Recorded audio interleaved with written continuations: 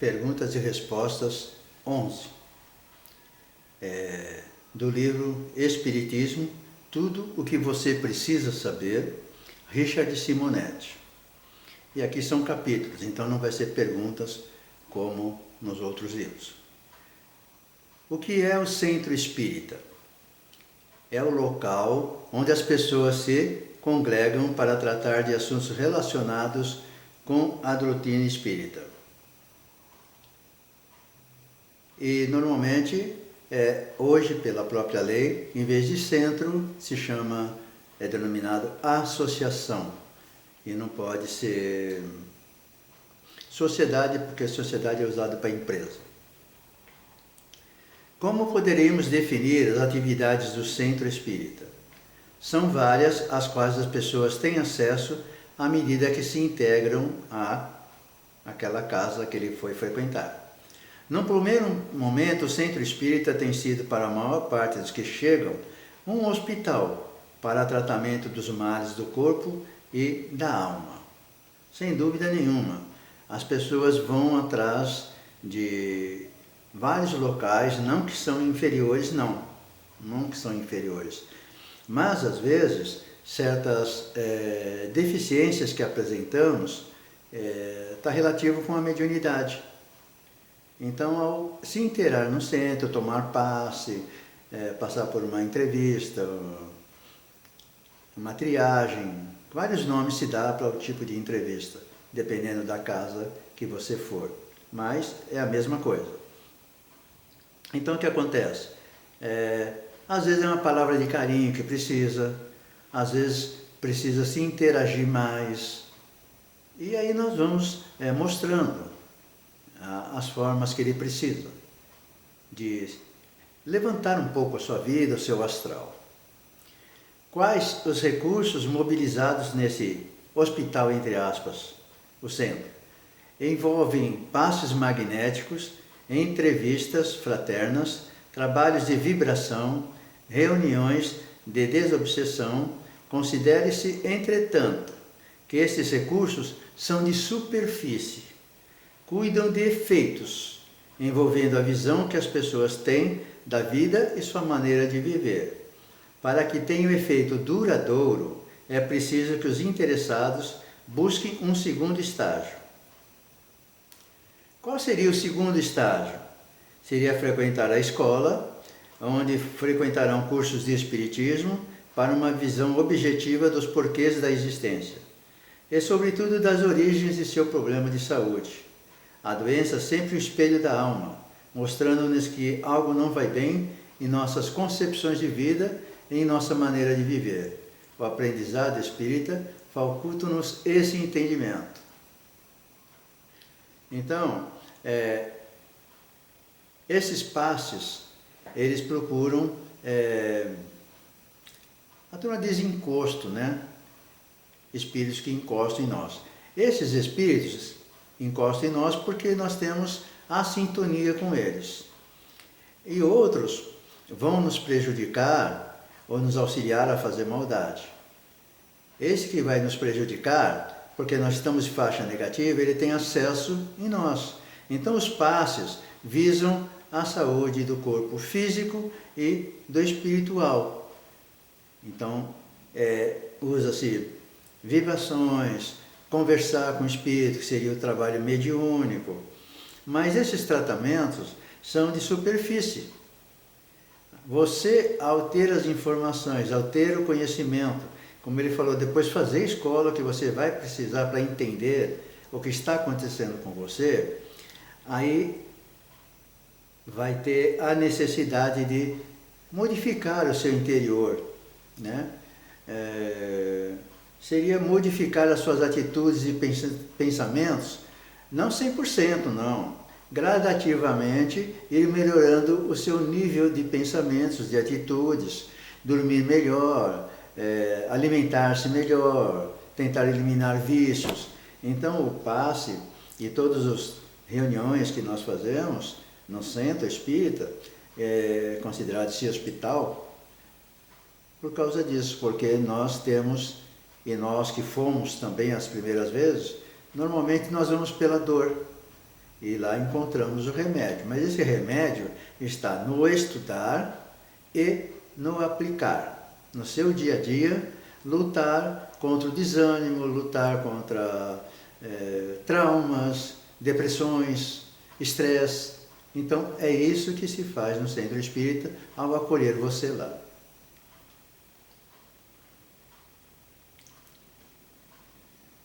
E se nós quisermos mudar o nosso futuro, nós temos que mudar o nosso presente. E é justamente o que nós estamos colocando. Fazer com que a nossa vida seja melhor de qualidade. Essa qualidade, cada um de nós vai definir para si o que é melhor e ser feliz. Ainda, diz assim, é hospital, é escola, tem algo mais ainda? Num terceiro estágio, o Centro Espírita é abençoada oficina de trabalho, onde pelo empenho de servir, neutralizamos o grande mal de nossa personalidade, o egoísmo.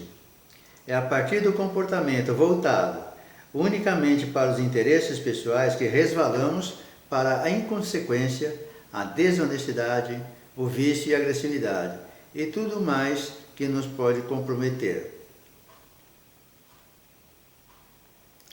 E a comunhão com Deus? O Centro Espírita não funciona também como um templo divino? Não. Templo é um universo, a casa de Deus. Vivemos nela.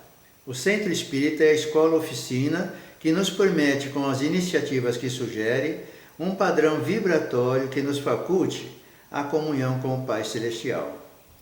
Esse programa renovador está maravilhosamente definido por Leon Denis ao proclamar: tende por templo o universo, por imagem, Deus, por lei, a caridade, por altar, a consciência.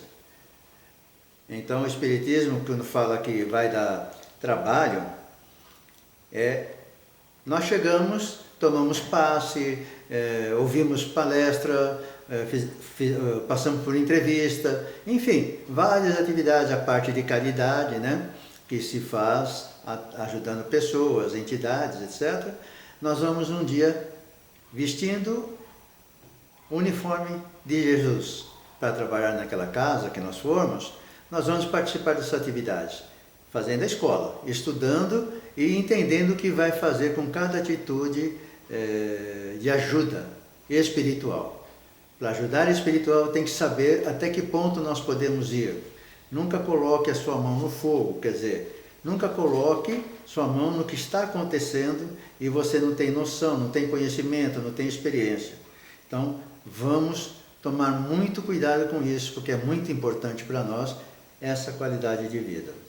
Ok? Então, o Centro Espírita é um hospital, a primeira chegada nossa. É uma escola e é uma oficina de trabalho.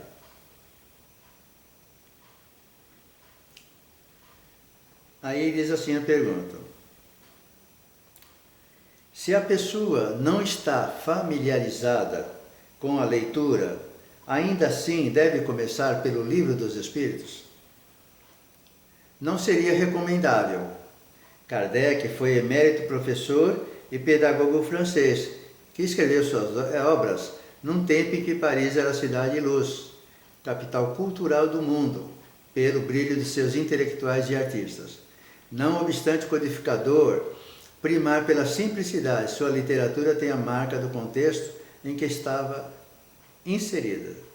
E há alternativas? Sem dúvida. A literatura espírita é vastíssima. Temos no Brasil dezenas de escritores e médios psicógrafos com milhares de livros editados, atendendo todos os gostos literários e todos os graus de cultura. Livro dos Espíritos é ótimo quando se estuda em grupo, porque ao ler a pergunta e resposta, nós pensamos algo. Poxa vida, então quer dizer que isso significa isso. E levamos como verdade.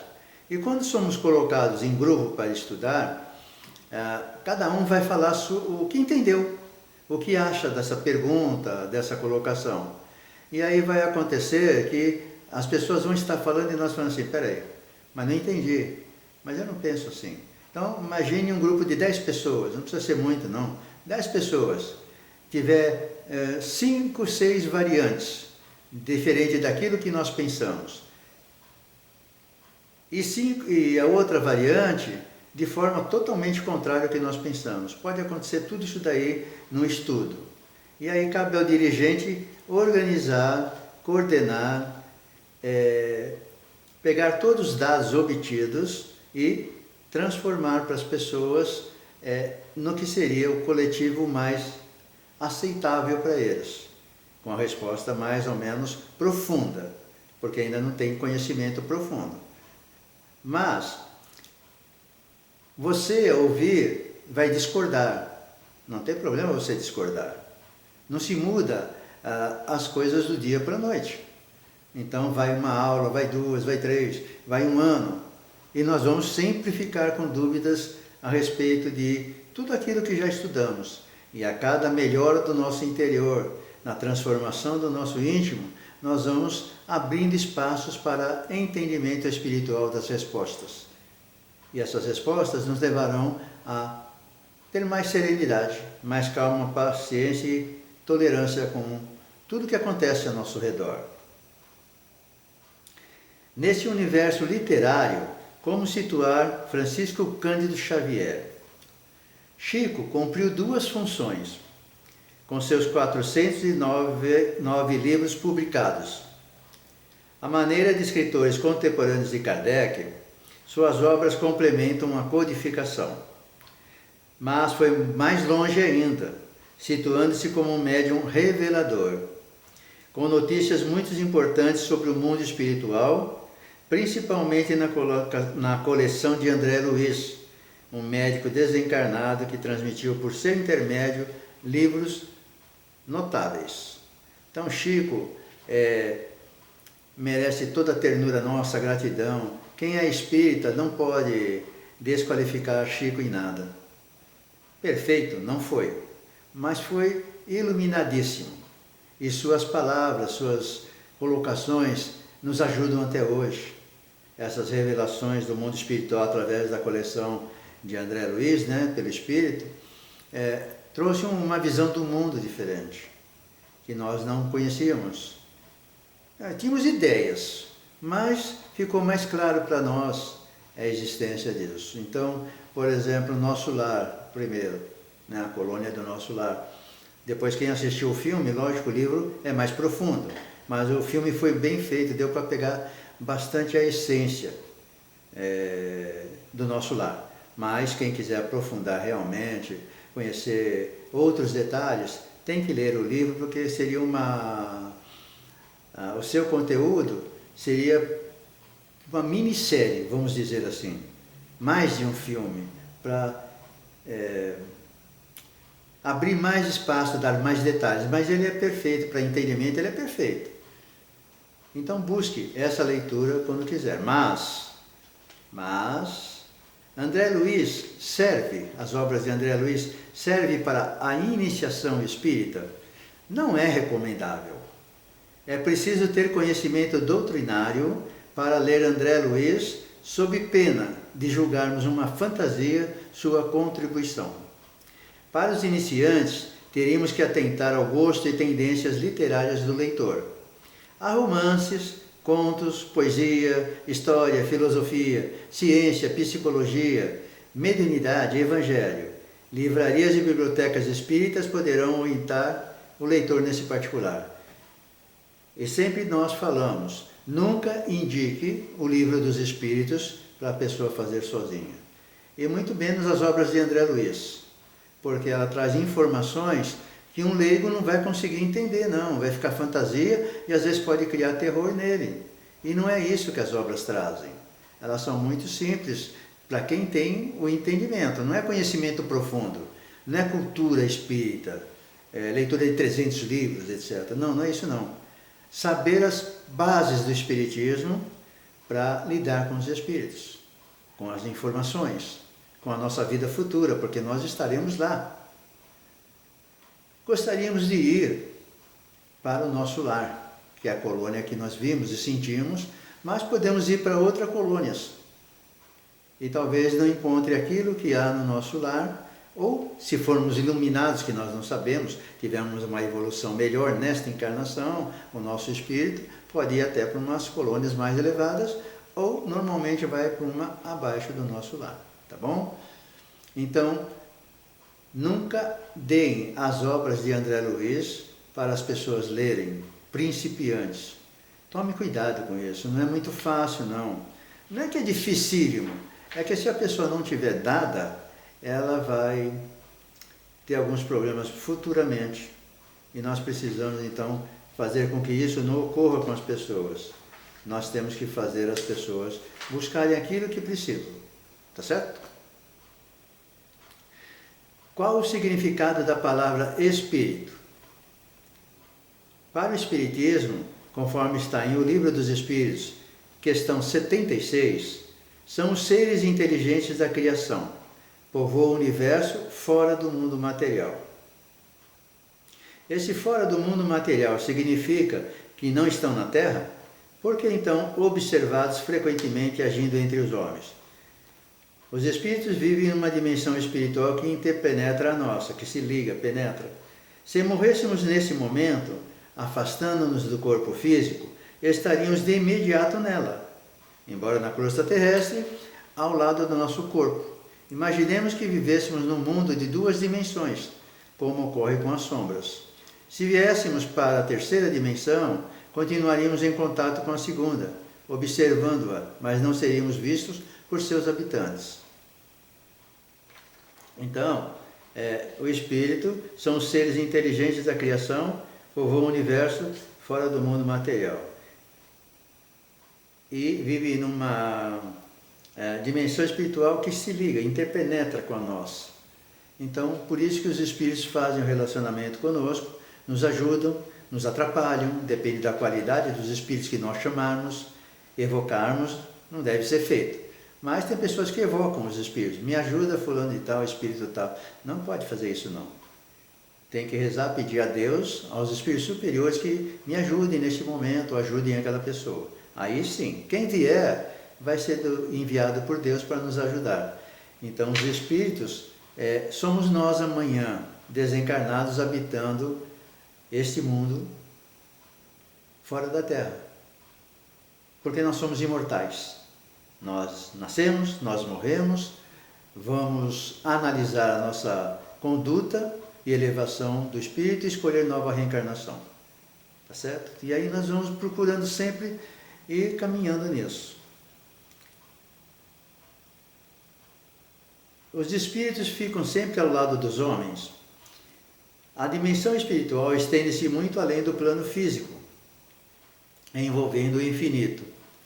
Permanecem na Terra, ligados aos homens os espíritos que ainda estão presos às paixões e seduções da vida material. Então nós temos muita ligação, porque nós somos de pensamentos mais negativos, nós estamos muito ligados com essas esferas de espíritos que estão presos às paixões e seduções da vida material. São apegados à vida material e não à espiritual, então eles estão mais próximos de nós sim.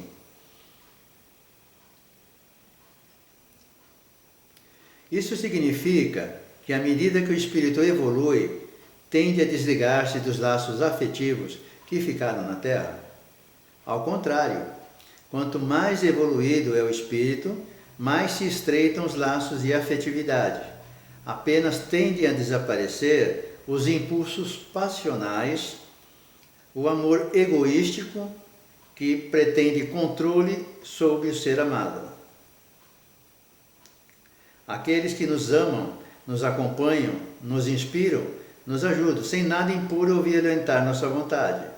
Espera que nós nos ajustemos às leis divinas, para que o reencontro no plano espiritual ocorra em bases de vitória sobre as fragilidades humanas.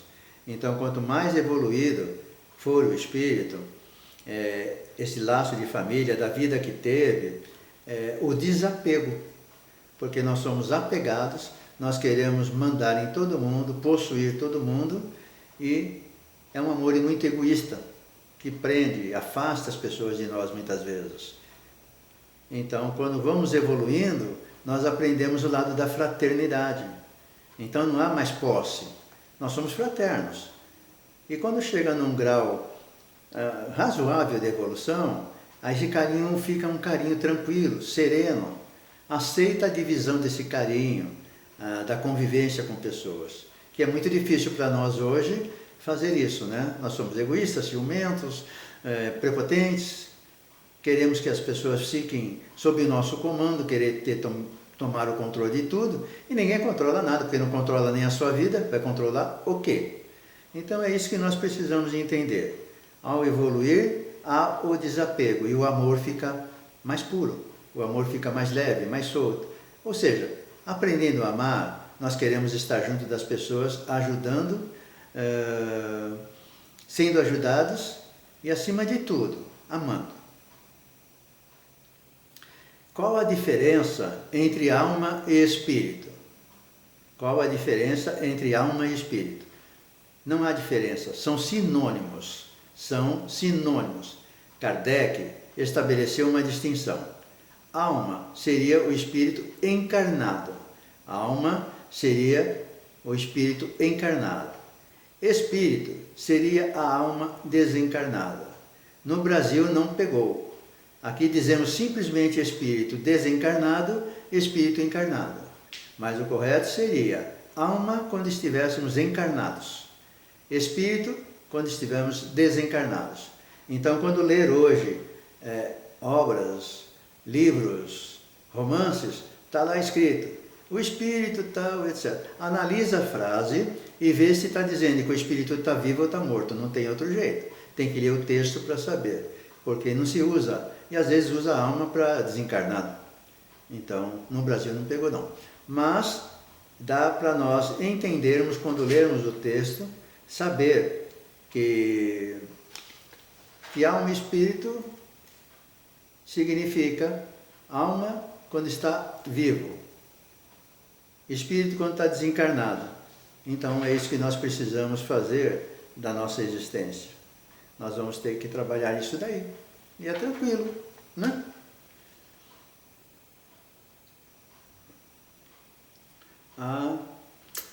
O que é reencarnação? A reencarnação não é um simples princípio espírita, e menos um dogma religioso, não. Como já comentamos, trata-se de uma lei divina que envolve a evolução dos espíritos. O Espiritismo apenas a enuncia. Quer dizer que, quando nós somos criados por Deus, nós temos a primeira encarnação. Depois dessa primeira encarnação, aí nós vamos reencarnando. Então, a reencarnação, até atingir um nível que nós temos consciência, noção do bem e o mal, a diferença, depois de várias encarnações, nós vamos assumindo débitos e créditos. Então, a reencarnação é para tirar todos os débitos que nós temos. Mas não é numa encarnação que se livra. Então, por isso que os espíritos têm milhares de reencarnações. Seria então um tema de caráter científico? Sem dúvida nenhuma. Mais cedo ou mais tarde a ciência comprovará que retornamos à carne muitas vezes, no desdobramento de experiências necessárias à nossa evolução. E a ciência comprova isso, né? Comprova, não aceita ainda, é muito discutível, porque a ciência precisa das coisas palpáveis. Mas hoje se faz passes, preces, reuniões espiritualizadas para curar doenças. Então, já é comprovado cientificamente a eficácia desse tipo de passes, imposição de mãos, energias que são dadas. E a pessoa vai melhorando. Então, a finalidade da reencarnação, promover nossa evolução. No estágio primário em que nós encontramos, necessitamos das limitações impostas pela carne, que agitam nossa alma ao mesmo tempo que nos habituam às disciplinas de trabalho. A simbologia bíblica, ganhar o pão de cada dia com o suor do rosto, é bastante sugestiva. Então, cada um de nós tem que trabalhar, tem que melhorar, tem que estudar, se dedicar, fazer caridade e, acima de tudo, cuidar de você mesmo.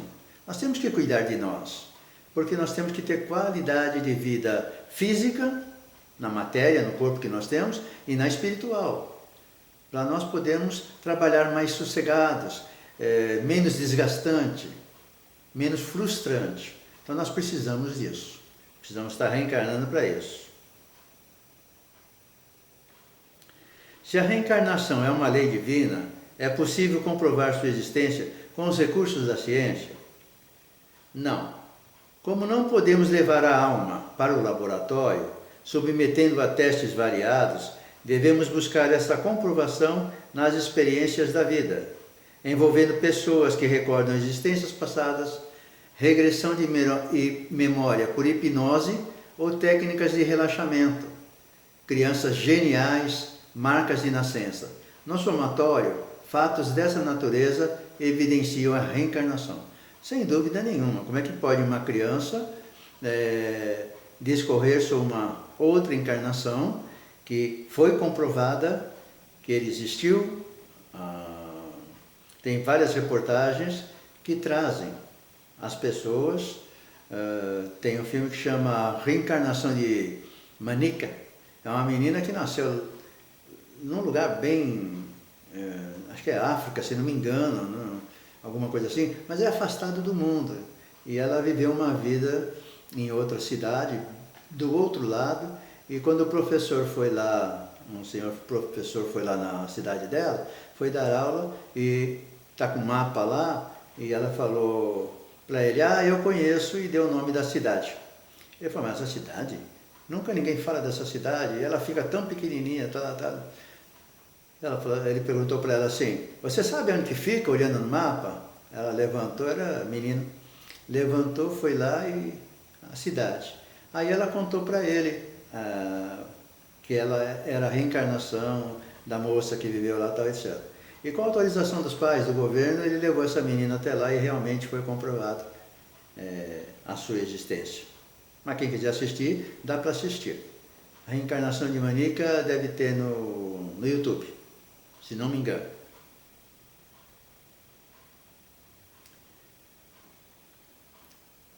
Nota-se que quem não está familiarizado com a reencarnação tem dificuldade de conceber que possa ter sido outra pessoa. Como explicar de forma objetiva e clara? Então, as pessoas que não está acostumada, não acredita na reencarnação, como é que pode ter sido em outra pessoa, em outras vidas, ser homem, ser mulher, esses fatos que a reencarnação traz? Aí ele diz assim, imaginemos um ator desempenhando sucessos em sucessivos papéis. Homem, mulher, velho, criança, europeu, asiático, branco, negro. São doentes. Mudará de trajes e de aparência apenas, mas será sempre ele mesmo transmitido no personagem. Assim é o espírito, que assume sucessivas personalidades, mas é sempre a mesma individualidade. O espírito criado por Deus é único. Então, nas reencarnações, nos países que passaram, vai ter corpo de homem e de mulher, como já vimos, e vai se adaptar a cor, o seu corpo, tudo de acordo com a região que vai habitar. Por isso que nós temos dificuldade, tem pessoas que não gostam do frio e não gostam do calor, porque o nosso corpo, teoricamente, não está adaptado a viver numa região diferente daquilo que nós gostamos. E o nosso corpo sente melhor. Então, imagine um ator interpretando todos os papéis, né? Vai mudando, mas ele é sempre o mesmo, ele não muda. A questão crucial que as pessoas rejeitam a reencarnação é o esquecimento do passado. Por que não lembramos conscientemente das existências se somos sempre a mesma individualidade? O esquecimento funciona em nosso benefício por inúmeras razões. A principal é que, se lembrássemos, haveria uma sobreposição de experiência que nos perturbaria. Há pessoas que vão parar em hospitais psiquiátricos por lembrarem da existência passada, alguns lances. embaralhando duas personalidades em sua cabeça. Imaginemos se isso ocorresse em relação a incontáveis personalidades de vidas interiores. Então é muito difícil, realmente, se Deus deixasse nós desfrutarmos do